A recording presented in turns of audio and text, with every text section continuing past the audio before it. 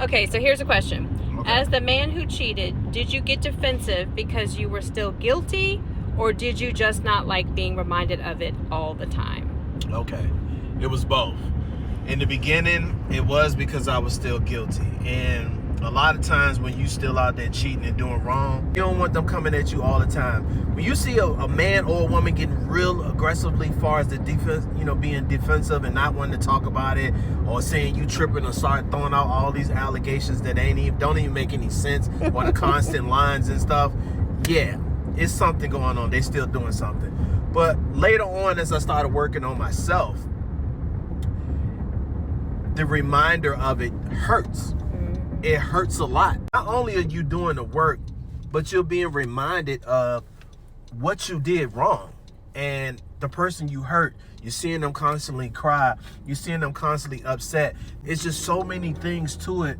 And not only have you hurt your significant other, you may have hurt your kids because your kids know it. Your, mother-in-law and them may know it. And so it's never an easy conversation. Guilty or working on it. It's still never an easy conversation. Me, I was trying to fix the issue on my own. But that's something I realized that I couldn't do on my own. Right. I just couldn't do it on my own.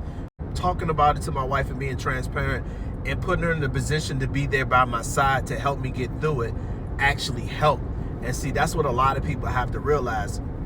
Sometimes you are your own worst enemy.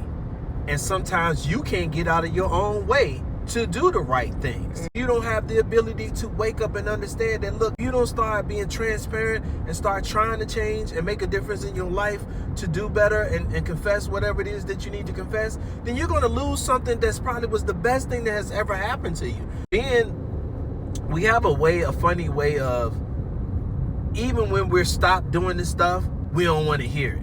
We want to move on. But the reality is, man or woman, you can't just move on, because you got to think about the person that you hurt and how badly you hurt them. Until they can get over it, they're constantly reminded of it. Even if they go places, even if there's specific things that pop up, they're constantly reminded of it. So it's in your best interest to not only heal, but also to work together to help your significant other that you hurt to heal too. To answer your question, I was defensive both ways.